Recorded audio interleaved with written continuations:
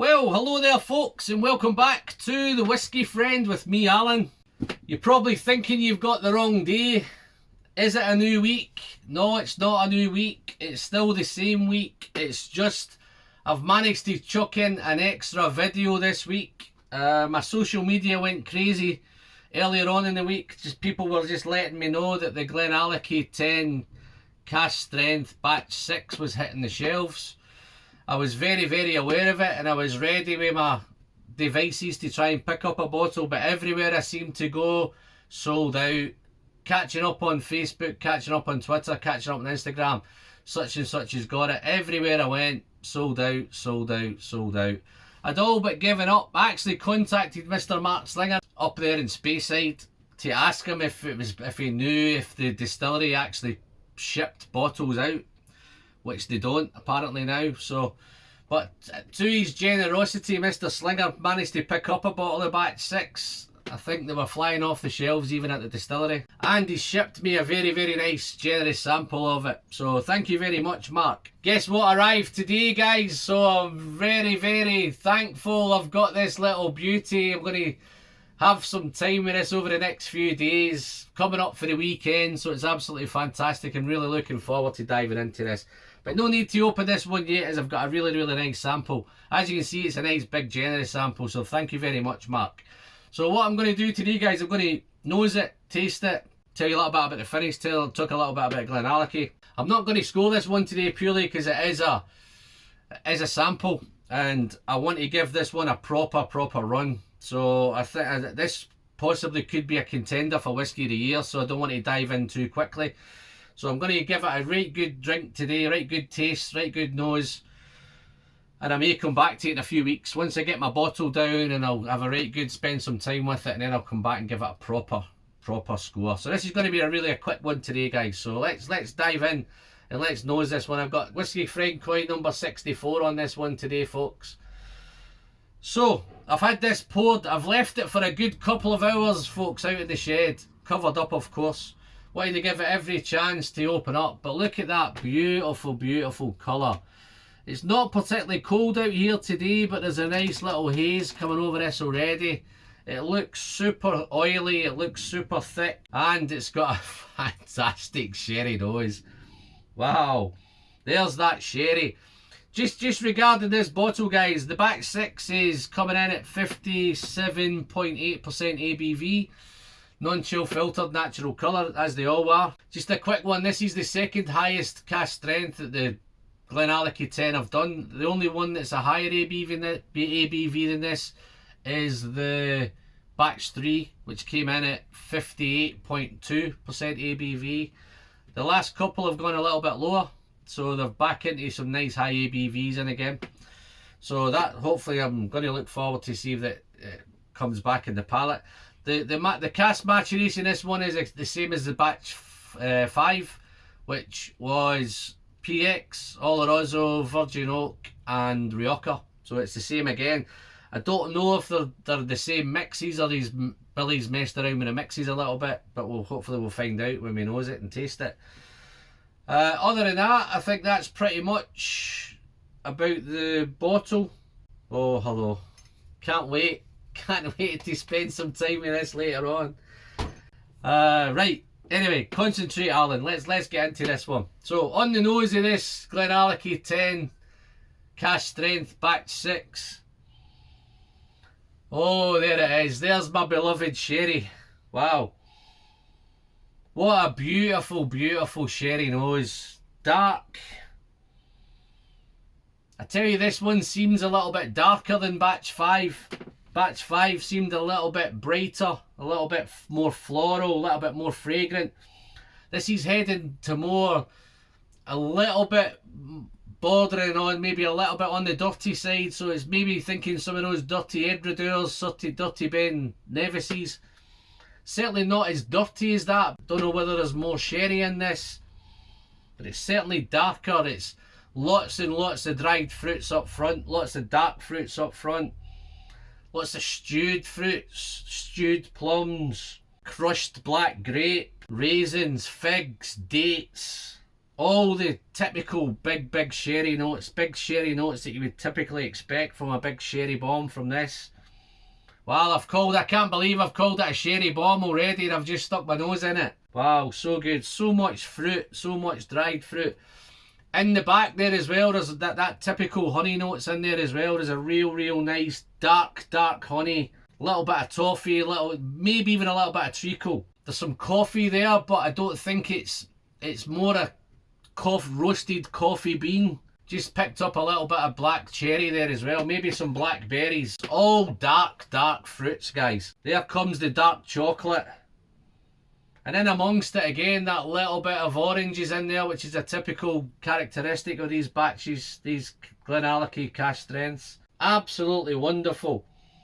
I don't know if it's as good a nose as the batch 5 was. This is certainly a different nose. It's a much more intense nose. It's a much darker nose. Wow, I don't think it's quite as floral as the batch 5, but so much dark fruit, raisins, figs, all those things, dark chocolate, coffee, dark fruits, cherries. Wow, what a nose. But I don't know if you can tell, folks, but I'm absolutely salivating in a minute. So without any further ado, I'm going to send some of this Glenallachie batch 6 cask strength down the hatch. So cheers, folks.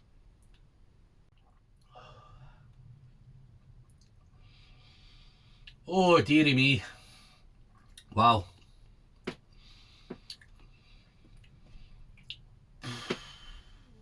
It's powerful.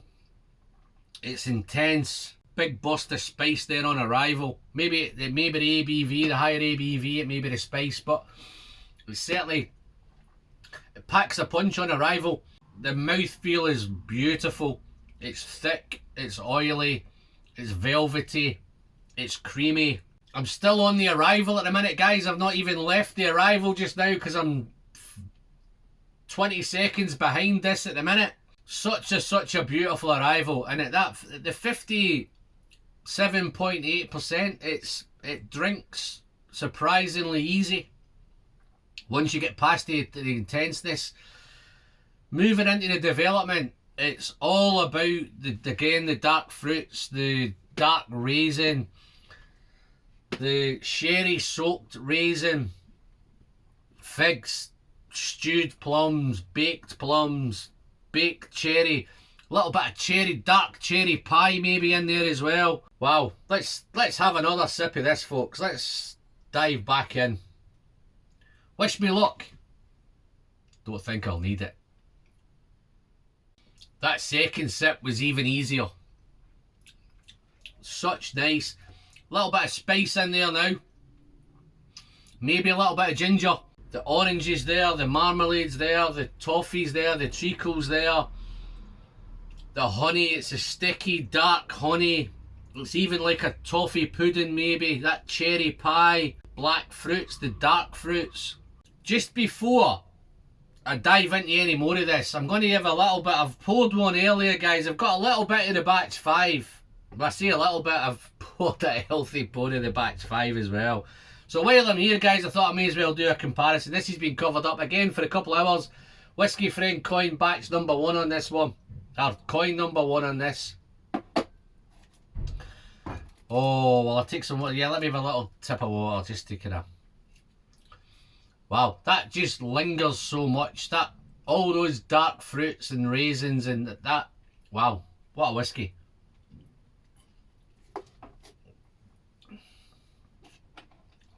Do a little bit of this batch 5 while we're here.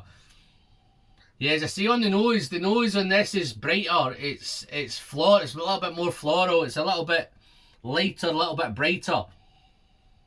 But once you get into it, there's a little bit more woody note on this one. There's a little bit, maybe some sawdust, maybe some pencil shaving up front with this one. But all the usual stuff's there. The plums are there, the raisins are there, the sultanas are there, the figs are there. But they're not quite as dark as this one. A little bit of apricot on this as well, so there's some lighter fruits as well. The orange is definitely there, the dark chocolate's definitely there. But this one, it's much more of a... It's more of a mocha on the nose. Whereas that one's definitely roasted, dark roasted beans. And there's definitely some cinnamon and ginger on this one, but I think it's a little bit more ginger and anise on this one. But they're both rich, this is rich, they're both rich, but I think this is rich and a little bit darker, if that makes any sense.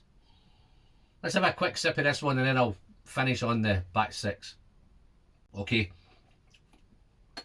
On that batch 5, it's a little bit, it's not quite as intense as that one was, but it's spicy again as well. The cinnamon, the ginger, maybe even a little bit of clove in there is now as well.